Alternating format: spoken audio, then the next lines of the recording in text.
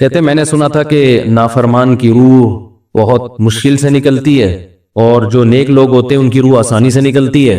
تو میں تو جب گیا یورپ میں تو میں نے بہت سے گوروں کو بڑے آرام سے مرتے ہوئے دیکھا اور بہت سے نیک لوگوں کو بڑی مشکل سے مرتے ہوئے دیکھا. تو یہ کیا ہے؟ تو کہہ رہے مجھے تو اسلام کے بارے میں اشکالات شروع ہو گئے. میں نے کہا آپ نے جن سے یہ تقریر سنی ہے نا کہ نیک لوگ کی روح آرام سے نکلتی ہے، بروں کی مشکل سے نکلتی ہے، انہوں نے آدھی بات بتائی ہے، پوری نہیں بتائی. میں نے کہا یہ تو صحابہ کے دور میں نے کہا اگر آپ حدیثیں پڑھ لیتے ایک آیت سے کبھی تھوڑی مسئلہ حل ہوتا ہے. آپ کسی کی ایک بات لے رہے ہیں، دوسرے موقع پہ جو اس نے تشریح کی ہے وہ آپ نہیں لے رہے.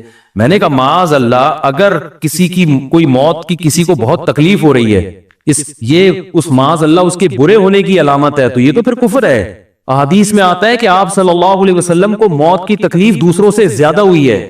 آپ صلی اللہ علیہ وسلم فرمایا اوعکو کما یوعکو رجلان منکم، مجھے بخار میں اتنی تکلیف ہوتی ہے جتنی تم میں سے دو آدمیوں کو ہوتی ہے.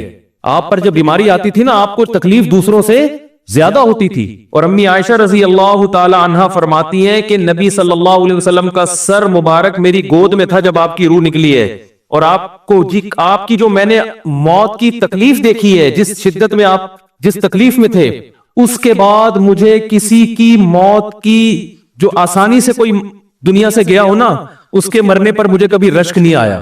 رشک کا کیا مطلب؟ کہ بھئی یہ اتنی آسانی سے چلا گیا تو اس کا مطلب یہ زیادہ اچھا تھا، اور معاذ اللہ آپ صلی اللہ علیہ وسلم کے اعمال کم تھے، تو یہ تو ممکن نہیں ہے نا. کہتے ہیں مجھے کبھی کسی پہ رشک نہیں آیا کہ آرام سے مر گیا تو بہت نیک ہوگا. ٹھیک ہے نا، بہت مشکل ہے سمجھانا. امی عائشہ فرماتی ہیں کہ یعنی امی عائشہ کی حدیث کا مفہوم بیان کر رہا ہوں کہ نبی صلی اللہ علیہ وسلم کی موت کے وقت جو تکلیف کی حالت تھی اس کو جب سے میں نے دیکھا ہے، تو امی عائشہ کی بات کا خلاصہ یہ ہے کہ اب اگر میں کسی کو دیکھتی ہوں نا کہ آرام سے روح نکل رہی ہے، یعنی آرام سے مر رہا ہے، دنیا سے جا رہا ہے، تو مجھے اس پہ رش نہیں آتا کیونکہ بہت نیک ہوگا. کیا مطلب؟ اس کا نیک عمل سے تعلق بولتے کیوں نہیں ہے. لیکن ہمارے ہاں سارا مدار کس پر ہے؟ مرنے کے بعد شکل کیسی ہے اس کی؟ آڑا ترشا ہو گیا تو جہنم میں جا رہا ہے اس کا مطلب. اور اگر مرا ہوا ہے، دانت کھلے میں ایسے لگ رہا ہے مسکرا رہا ہے، سیدھا کہاں جا رہا ہے؟ او بھائی، اگر خدا نخواستہ کوئی لکوے کا مریض تھا، کوئی فالج کا مریض تھا، وہ تو مرے گا تو اس کا تو بیچارے کا ہوگا تھوڑا سا چہرہ بھی ٹیڑھا ہو سکتا ہے، کچھ بھی ہو سکتا ہے، نیک لوگوں کا بھی ہو سکتا ہے. تو مدار کس پر ہے؟ اعمال پر. اور نیک لوگوں کو بعض دفعہ موت کے وقت ڈبل تکلیف دی جاتی ہے. ایک تو اس لیے دی جاتی ہے، یا تو اس لیے کہ کوئی گناہ ان کا باقی رہ گیا ہوتا ہے. اللہ کیا کہتے ہیں؟ بھائی قبر میں جانے سے پہلے اس کو ہمارے پاس دھلا کے لے کے آؤ، صاف ستھرا ہو کے. اب ہمارے پاس آ رہا ہے تو اب ہم نہیں چاہتے کہ اس کے گناہوں کی گٹری ہو، اس کو پاک صاف کر کے لے. میں نے بڑے بڑے بزرگ دیکھے جن کو آخری وقت میں بہت مصیبت میں گزری ان کی، یعنی زندگی کے آخری ایام، بیٹیوں کی ٹینشن، کسی بیٹی کو طلاق ہو گئی، وہ گھر آ گئی، کوئی اور مسئلہ ہو گیا تو بڑی ٹینشن میں آخری وقت. لیکن وہ زبان سے کیا کہتے تھے؟ شکر. کیا شاید اللہ تعالی ہمارے گناہوں کو معاف کرنا چاہتا. اولاد کی حدیث میں آتا ہے کہ انسان کو اس کی گھر والی کی طرف سے، اس کی اولاد کی طرف سے، اس کے جسم کی طرف سے تکلیفیں پہنچتی رہتی ہیں اور اس کے گناہ معاف ہوتے رہتے ہیں حتی لقی اللہ طاہرا مطہرا. جب اللہ کے پاس آتا ہے نیٹ کلین، بالکل گناہوں سے پاک صاف ہو گیا. لیکن یہ تکلیف ہوتی ہے جس میں صبر کی توفیق بھی ملتی ہے، کیونکہ اللہ دے رہا ہے نا تکلیف، اور اللہ سزا کے طور پہ نہیں بلکہ کفارے کے طور پہ، تاکہ ہمارے پاس آئے تو صاف ستھرا ہو گئے. تو اس تکلیف میں پھر صبر کی توفیق، اس لیے علماء کہتے ہیں جس تکلیف میں صبر کی توفیق مل رہی ہے سمجھ لو یہ رحمت ہے. یہ کیا ہے؟ رحمت. یہ اللہ آپ کو بنانا چاہ رہا ہے کچھ. اب لوگ کہتے ہیں یہ والی تکلیف کیوں، وہ والی کیوں نہیں آئی، یہ تو بہت زیادہ ہو گئی. تو بھئی اللہ سے کوئی نہیں لڑ سکتا، وہ جو دے رہا ہے وہ اس پہ صبر کرو. اسی کو کہتے ہیں تقدیر پر رضا، جو اللہ نے مقدر کیا ہے اب اس میں کیا ہے؟ کوشش کریں گے اللہ سے عافیت مانگے، اے اللہ ہمیں تکلیفیں نہیں چاہیے، ہم تو ویسے ہی کمزور ہیں، ایسا نہ ہو تکلیف میں اور ہی نافرمانی پہ نہ آ جائے. ہمیں تو خوشیوں بھری زندگی چاہیے، اور اللہ ان خوشیوں میں شکر کی توفیق دے کے گناہ معاف کر دے. ٹھیک ہے نا؟ جیسے لوگ حکیم کے پاس جاتے ہیں، حکیم صاحب کے پاس دو طریقے ہوتے ہیں علاج کے. ایک طریقہ تو یہ کہ بھائی یہ کڑوی گولی ہے، 2-3 کھاؤ گے فٹ فاٹ ہو جاؤ گے، اس میں یہ بھی پرہیز، یہ بھی پرہیز، یہ بھی پرہیز. اور ایک طریقہ ہوتا ہے دودھ جلیبی کھاؤ، علاج لمبا ہو جائے گا لیکن وہ دوا میں کیا ہے؟ دودھ جلیبی. تو آپ کہتے ہو بھائی یہ دودھ جلیبی والا مجھے دے دو، ٹھیک ہے لمبا علاج کروا لوں گا، فائدہ دیر سے ہوگا، لیکن میں یہ کریلے کا جوس نہیں پی سکتا. تو ہم نالائق لوگ ہیں. شکر سے بھی انسان کے ترقی ہوتی ہے، تو اللہ سے یہ مانگنا چاہیے اللہ ہمیں نعمتیں دے، تکلیفوں سے بچا اور شکر کی توفیق دے تاکہ ہمارے درجات بلند ہو. تو شکر کے بھی تو بڑے فضائل ہیں نا. تو مانگنے تو کیونکہ عبدیت اور غلامی کا تقاضا یہ ہے کہ اللہ سے عافیت مانگی جائے. لیکن اللہ تکلیف دے دے تو اس پہ صبر. تو ہمارے نبی صلی اللہ علیہ وسلم کو ہاں یا تو اس لیے تکلیف ہوتی ہے گناہ معاف، یا اس لیے کہ درجات بلند. اللہ چاہتا ہے کہ بھئی یہ دنیا آزمائش کی جگہ ہے، جب آخرت میں آنا تو اتنا تجھے نوازوں. تو ہمارے نبی صلی اللہ علیہ وسلم جنت میں آخرت میں سب سے اعلیٰ مقام کس کا ہوگا؟ سید الانبیاء محمد صلی اللہ علیہ وسلم، حضرت آدم سے بھی زیادہ، نوح علیہ السلام سے بھی زیادہ. تو اللہ نے فرمایا کہ آپ کو پروٹوکول دینے کے لیے آخری جو اب آپ کا آخرت کا سفر ہے نا، اس میں مادی تکلیف آپ کو دوسروں سے زیادہ دی جائے گی. یہی وجہ ہے کہ حضرت فاطمہ رضی اللہ تعالی عنہا آپ کی شہیدی بیٹی، جب انہوں نے آپ صلی اللہ علیہ وسلم کی اس تکلیف کو دیکھا نا، جو موت کے وقت تکلیف تھی اور جو بخار کی شدت تھی، واہ کربا ابتا، فرماتی تھی ہائے میرے والد کا کرب. بہت زیادہ غمزدہ ہو گئی ان کو دیکھ کر کس قدر تکلیف میں ہے. تو آپ صلی اللہ علیہ وسلم نے فرمایا لا کربا علی ابیک بعد اليوم. کیسے تسلی کے جملے. اپنی بیٹی سے فرمایا ہے فاطمہ تیرے باپ پر آج کے بعد کوئی تکلیف، بولو لا کربا علی ابیک بعد اليوم. اس میں بھی آپ صبر کا پہلو تلاش کر رہے ہیں، شکر کا. بس یہ اللہ کی طرف سے آخری ہے. آج کے بعد اے میری بیٹی تیرے باپ پر کوئی تکلیف نہیں. اپنی بیٹی کو بھی تسلی دے رہے ہیں کہ غم ہلکا کر، بس یہ اللہ کی طرف سے آخری ہے، آج کے بعد کوئی تکلیف نہیں ہوگی. تو ہمارے ہاں وہ بیچارہ تکلیف سے جا رہا ہے تو یار دیکھا آ گیا نا سامنے، لیکن یہ دیکھا ہم تو کہتے تھے بندہ ہی 2 نمبر ہے، اب آ گیا نا. تو دیکھو کیسے مر رہا ہے. اور پیغمبروں کو تکلیف تو دی جاتی ہے، لیکن کوئی ایسا عیب نہیں ہوتا، ایسی بیماری نہیں ہوتی جو لوگوں میں معیوب سمجھی جاتی ہے. یہ نہیں ہوتا، کیونکہ پیغمبر اللہ کے قاصد ہیں، تو اللہ ان کو ہر لحاظ سے امت کو یہ بتانا چاہتے ہیں یہ میرے رسول ہیں، یہ میرے سفیر ہیں. تو کوئی بھی ایسی چیز جس کی وجہ سے لوگوں کو ان سے نفرت ہو، یا طبعی نفرت جو انسان کے اختیار میں نہیں ہوتی، تو اللہ ایسی بیماری اور ایسی تکلیف سے بچاتے ہیں ان کو. سمجھ میں آ رہی ہے بات؟ لیکن امتی کو ایسی تکلیف ہو سکتی ہے. یہ جو ختم نبوت کے علماء کہتے ہیں نا مرزا غلام احمد بیت الخلا میں گر کے مر گیا، تو بعض لوگ کہتے ہیں وہ تو بیت الخلا میں تو فلاں بزرگ کا بھی انتقال ہوا تھا، فلاں کا بھی بزرگ کا ہو سکتا ہے، پیغمبر کا بیت الخلا میں انتقال بولو نہیں ہو سکتا، کیونکہ پیغمبر کو اللہ ایسے عیب سے بچاتے ہیں جو انسانوں میں عیب سمجھے جاتے ہیں. تو پیغمبر کو ایسی بیماری نہیں ہوتی، جیسے اچھوت کی بیماری ہے کہ کوئی ہاتھ نہیں لگا سکتا اس کو، ایسی بیماری پیغمبروں کو نہیں ہوتی. کوڑ کی بیماری پیغمبروں کو نہیں ہوتی، کیونکہ ایسی بیماری سے لوگ گھن کھاتے ہیں، ایسی نہیں. لیکن امتی کو ہو سکتی ہے، امتی کو ایسی بیماری ہو سکتی ہے، اللہ اس کے درجات کیا کرے گا؟ بلند کرے گا اس سے. مجھے ایک واقعہ کسی نے سنایا کہ ایک ہندو تھا، اس کو کوڑ کی بیماری تھی. کوڑ نہیں ہوتا گوشت گلنا شروع ہو جاتا ہے، تو یہ بیماری پھیلتی ہے. تو اس کے رشتہ داروں نے بالکل الگ کر دیا اس کو، وہیں سے کھانا پھینکتے ایسے کر کے. کہیں تبلیغی جماعت گئی، ان کو پتا چلا، وہ بیٹھ گئے اس کے پاس جا کے، اس کو کھلا بھی رہے ہیں پلا بھی رہے ہیں. تو وہ بڑا متاثر ہوا، یار سب نے چھوڑ دیا اور مسلمان ہو گئے. تبلیغ والے تو اکرام کا کوئی موقع الحمدللہ چھوڑتے نہیں. تو وہ مسلمان ہو گیا اور پھر اس کا انتقال ہو گیا تھوڑے دنوں میں. اب دیکھو اللہ نے جو اس کو کوڑ کی بیماری میں ڈالا، یہ بیماری اس کے لیے رحمت بن گئی کہ نہیں بن گئی؟ تو کفر کی حالت میں کوئی اچھا کام کیا ہوگا اس نے، اس کے بدلے میں اللہ نے اس کو کیا دے دیا؟ کوڑ کی بیماری. اب دنیا کہے گی یار عام کافر جو اچھے کام نہیں کرتے وہ تو فٹ فاٹ گھوم رہے ہیں، اور یہ تھوڑا بہت خیال کرتا تھا، اس کو اللہ نے کیا دے دیا؟ بھائی اس کو دیا اس لیے کہ اللہ کو پتا ہے کہ جی کوڑ میں ہوگا تو تبلیغ والے آئیں گے، اس کی آؤ بھگت کریں گے اور یہ کیا ہو جائے گا؟ اسلام میں داخل ہو جائے گا. تو اللہ کے کام ہے، یہ اللہ ہی بہتر جانتا ہے. تو بعض دفعہ اللہ تکلیف میں ڈالتے ہیں تاکہ آپ کے گناہ دھل جائیں.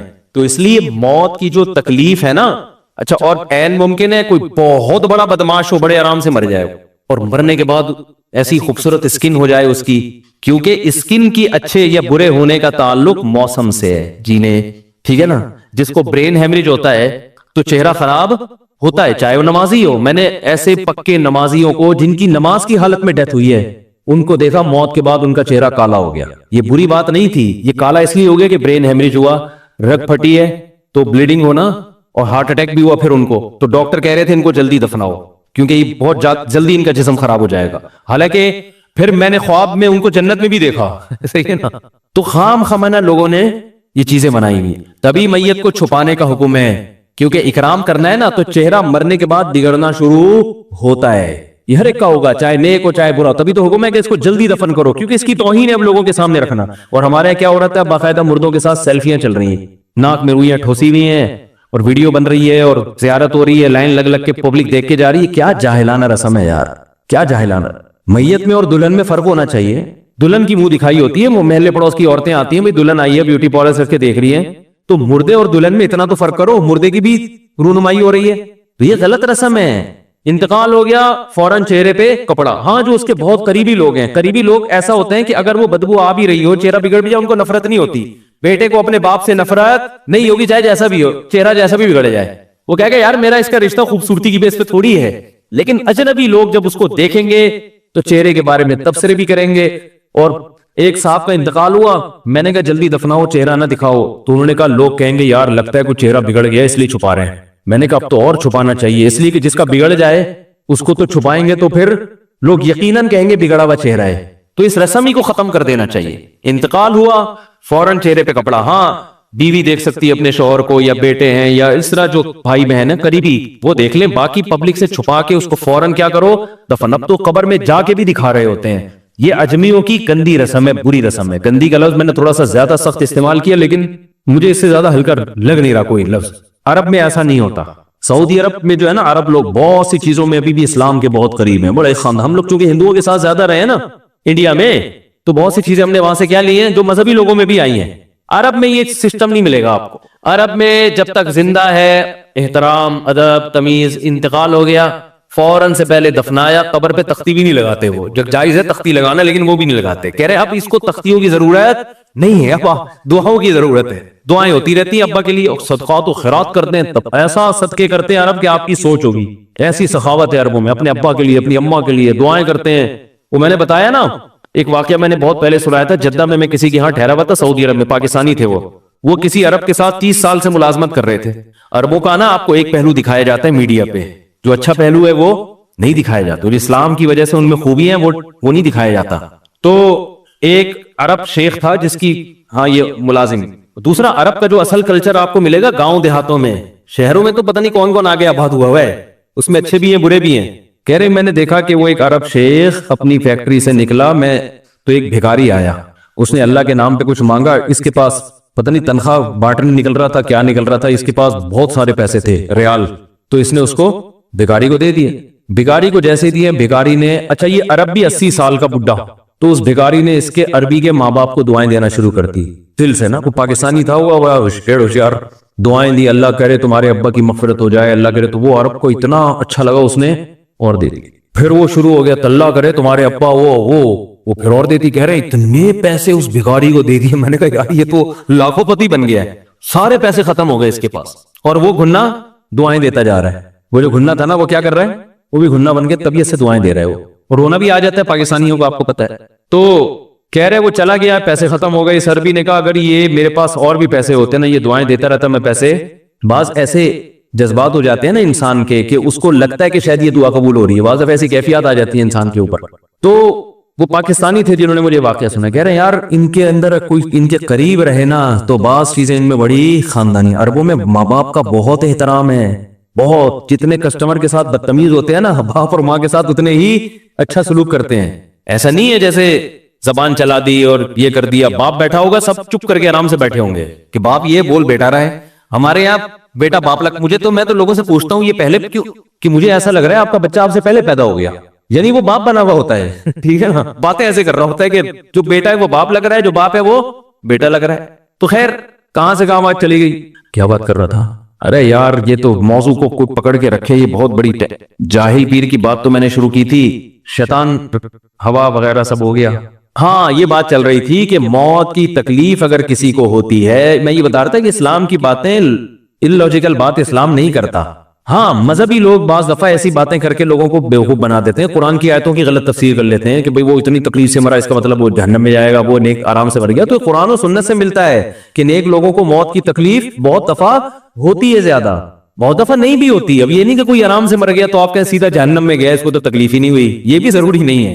ٹھیک ہے, اس کو بولے یہ اللہ کی رحمت ہے, اچھا گمان رکھنا چاہیے نا کہ بھئی یہ اللہ نے پہلے ہی دھلا دیا اس کو. تو یہ جو موت کی تکلیف جس جو قرآن میں آتا ہے نا کہ برے لوگوں کو موت کی تکلیف ہوتی ہے, وہ روح نکلنے کی ہے, کہ جب عالم برزخ کی طرف روح جاتی ہے اور اس کو برزخ کی چیزیں نظر آنا شروع ہوتی ہیں, تو پھر روح چاہتی نہیں ہے کہ میں جسم سے جدا ہوں, لیکن فرشتے اس کو کھینچ کے نکالتے ہیں. تو یہ عالم برزخ کی چیز ہے, اس کا اس مادی زندگی سے تعلق نہیں ہے. مادی زندگی میں تو کسی کے یہاں گولی مارو گے نا, ٹھا کر کے گئی نکل گئی مر گیا, اور کسی کو کیما بنا کے مارو گے تڑپا تڑپا کے تو تڑپ تڑپ کے مرے گا وہ.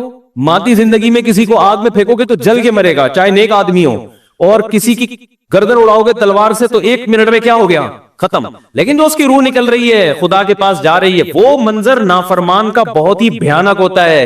اور نیک آدمی کی روح ایسے پرواز کرتی ہے, وہ اس کی تکلیف ہے. اور اس پہ میں ایک واقعہ بھی سنا چکا ہوں, دوبارہ نہیں سناؤں گا, کہ کیسے دنیا میں بھی اس کے مشاہدات ہوئے ہیں لوگوں کو, کہ کیسے ان کو آخرت کی چیزیں نظر آنا شروع ہو گئی اور وہ باتیں کر رہے ہیں, باقاعدہ بتا رہے ہیں فروح و ریحان و جنت نعیم, جو قرآن میں آتا ہے نا فرشتے آتے ہیں اور اس کی روح قبض کرتے ہیں, تو وہ بعض دفعہ اللہ دنیا میں بھی دکھا دیتے ہیں.